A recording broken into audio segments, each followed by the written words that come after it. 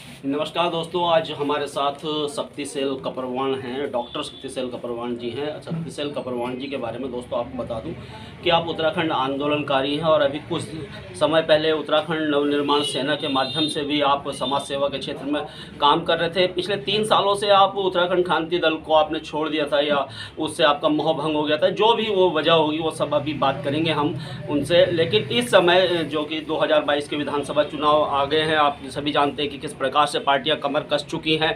BJP और कांग्रेस ने तो बारी बारी से 21 साल राज किया ही है, लेकिन इस बार आम आदमी पार्टी भी चुनाव में है, 70 विधानसभा सीटों पर चुनाव लड़ रही है। और उत्तराखंड क्रांति दल को भी मैं एक नए कलेवर में देख रहा हूं, कुछ नए युवा भी उत्तराखंड क्रांति दल में आए हैं।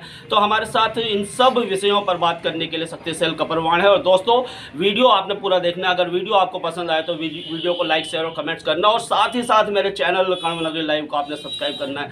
सर, सबसे पहले तो बहुत बहुत स्वागत है आपका। बहुत बहुत धन्यवाद। बहुत सालों बाद या 3 साल बाद आप उत्तराखंड क्रांति दल में आपकी पुनः वापसी हो गई है, क्या कहेंगे सर?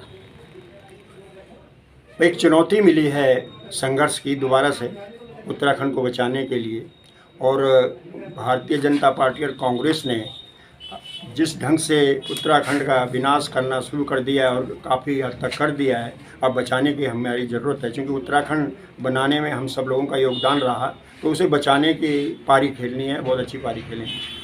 सर, आपने उत्तराखंड क्रांति दल बनाया या उत्तराखंड जो बनाया, उत्तराखंड के आंदोलन के लिए आप जिस प्रकार से भूमिका थी, अभी आपने कहा है कि बचाने के लिए काम करेंगे। उत्तराखंड बना दिया, उसके बाद आपको 3-4 सीटें भी मिली, लेकिन फिर आपने उत्तराखंड को उसी हाशिए पे धकेल दिया।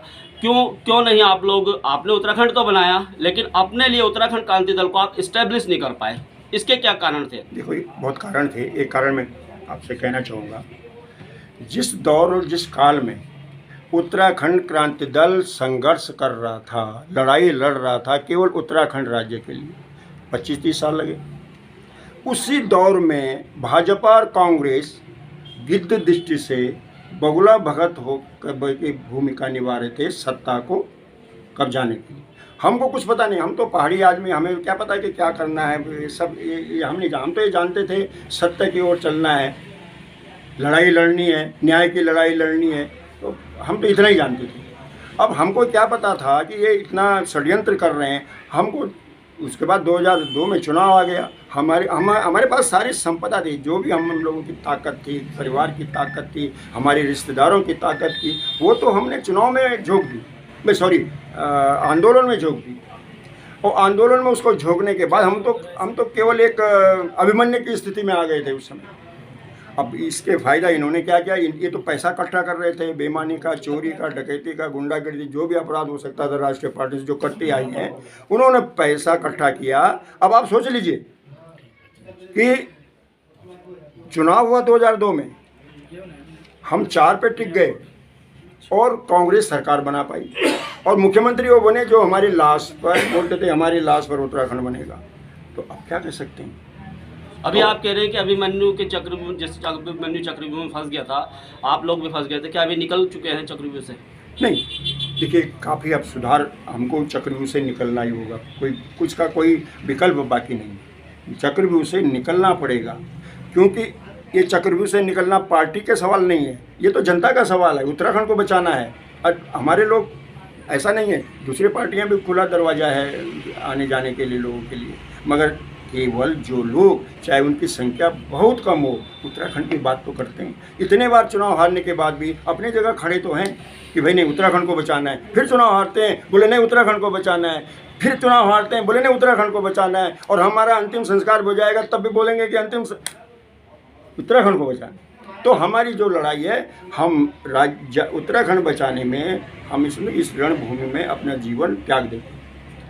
सर, मुझे जैसे अगर हम कोटद्वार की बात करें, कोटद्वार में बहुत सारी समस्या हैं, जिससे आप देखेंगे कि रिवर चैनलाइजेशन के नाम पर खनन हो रहा है और अवैध खनन हो रहा है, बहुत बड़ी ये समस्या है। और आने वाले समय में जो जितने भी वो नदियों के जो आसपास जो गांव हैं, उनके लिए बहुत खतरा है। मोटर नगर की समस्या है और बहुत सारी समस्या कोटद्वार की है, लेकिन मैंने कभी उत्तराखंड क्रांति दल को मुखर रूप से धरातल पर इनका विरोध करते हुए नहीं देखा। तो कहीं ना कहीं इसके कारण जनता आपके साथ उस प्रकार से नहीं जुड़ी हुई है, इस पर क्या कहेंगे सर?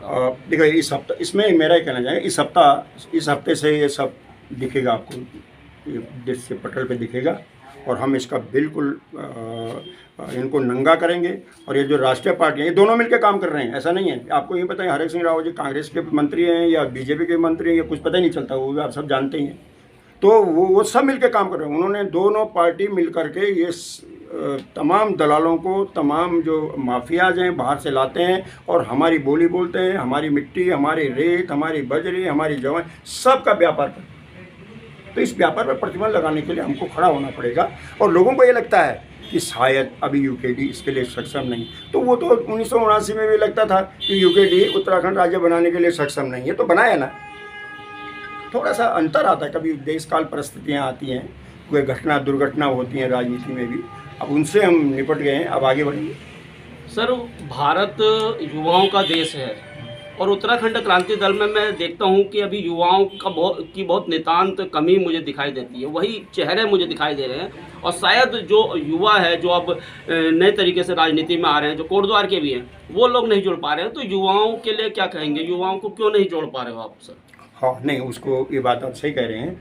हमको नई तकनीक से राजनीति करनी होगी और युवाओं के बीच जाना होगा। कॉलेजों में हमको अपनी यूनिट बनानी पड़ेगी, क्योंकि बिना कॉलेज में हम यूनिट बनाए हुए, अपनी इकाइयाँ बनाए हुए इस काम में सफल नहीं हो सकते हैं। और युवा, जब हम राज्य के हम लड़ते थे, हम युवा ही थे, तो युवा की ताकत को हम स्वयं जानते हैं और ये काम करना पड़ेगा। सर, जैसे आपने कहा कि युवाओं को अभी सब कुछ अभी कह रहे हैं कि आप बस अब हम करेंगे, लेकिन दूसरी पार्टियों को अगर देखें, अभी जो नई नवेली आम आदमी पार्टी है वो डेली धरातल पर दिखाई दे रही है, जबकि लोगों की सिंपैथी आप लोगों के साथ है, उस प्रकार का जुड़ाव आप लोगों के साथ नहीं देखा जा रहा है। और अभी तक इतना, अब तो सिर्फ 10 से 12 दिन रह गए आचार संहिता के लिए, उसके बाद चुनावी घोषणा भी हो जाएगी, तारीख भी हो जाएगी, सब कुछ हो जाएगी। तो आप कहीं ना कहीं बहुत पीछे तो नहीं है इन तीनों पार्टियों से? अगर मैं बीजेपी कांग्रेस की तो बात करूं, उनके पास एक पूरा संगठन है, बीजेपी भी घर घर बूथ जो करती है, उनका जो अभियान है। कांग्रेस भी लगातार सुरेंद्र सिंह नेगी के नेतृत्व में, कोटद्वार की अगर हम बात कर रहे हैं, लेकिन उत्तराखंड क्रांति दल कहीं प्रचार प्रसार में बहुत पीछे दिखाई दे रही है मुझे। और देखिए, एक बात आपने खुद कहा है कि यूकेडी के प्रति जनता की भावनाएं हैं और हमको थोड़ा रफ्तार तेज़ करनी पड़ेगी, क्योंकि दिन कम है, तो स्पीड तेज़ करके हमको उन भावनाओं का आदर करते हुए लोगों के बीच जाना पड़ेगा और हमें लगता है कि हम उसके अच्छा रिजल्ट हम लेंगे। सर, अगर 2022 के विधानसभा चुनाव में उत्तराखंड क्रांति दल किन मुद्दों को लेकर चुनाव में जा रही है? देखिए, मुद्दे दो टाइप के हैं। एक है स्टेट स्तर के, जिसमें हम कहते हैं राजधानी का निर्माण है, हम रोज़गार 2-10 लाख लोगों को रोज़गार की बात है, या बिजली, पानी या जंगल और इस पे अधिकार, जनता को अधिकार दिलाने की बात है, या सशक्त लोकायुक्त को स्थापित करने की बात है। मगर हम और भी चीज़, जो घर में हमको एक बिजली के खंभे के लिए भी लड़ाई लड़नी पड़ेगी, हमको एक पानी के स्टैंड पोस्ट के लिए भी लड़ाई लड़नी पड़ेगी, हमको स्कूल की लड़ाई लड़नी पड़ेगी, हमको अस्पताल की लड़ाई लड़नी पड़ेगी।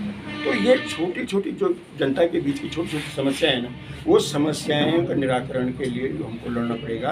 और जो विधानसभा में हमारे प्रतिनिधि होंगे, उनको इस बात को अपना मैनिफेस्टो में, अपने कॉन्सेप्ट में रखना होगा, क्योंकि जनता की छोटी छोटी समस्याएं का निराकरण करने से वो बहुत बड़ा हम लोगों ने वो किया नहीं। हम बड़े सवाल पे लड़ जाते हैं, पूरी ताकत जो है बड़े सवाल पे खर्च कर देते हैं। तो छोटे सवाल हैं, गाँव के हैं, गलियों के हैं, मोहल्लों के हैं, वो सवाल, उनका भी निराकरण हमको करना है। सर, बस आखिरी सवाल मेरा आपसे यही रहेगा कि कोटद्वार से प्रत्याशी कौन होंगे? कुछ नहीं, इस संदर्भ में देखिए, पार्टी जो फैसला करेगी वही होगा। तो दोस्तों, ये थे हमारे साथ डॉक्टर शक्तिसेल कपरवाण जी, जो कि पिछले 3 सालों से उत्तराखंड क्रांति दल से जिस प्रकार से विमुख थे और अब फिर पार्टी में आए हैं। कहीं ना कहीं डॉक्टर शक्तिसेल कपरवाण के आने से कोटद्वार विधानसभा में कुछ न कुछ वोटों का अंतर उत्तराखंड क्रांति दल को जरूर पड़ेगा। अगर दोस्तों बात की जाए उत्तराखंड क्रांति दल की या उत्तराखंड के लोगों की भावनाएँ उत्तराखंड क्रांति दल के साथ जुड़ी हुई है, लेकिन बस कमी है उत्तराखंड क्रांति दल को धरातल पर काम करने की। अगर वो धरातल पर काम करती है तो शायद 2022 नहीं 2027 में कुछ करिश्मा कर सकती है।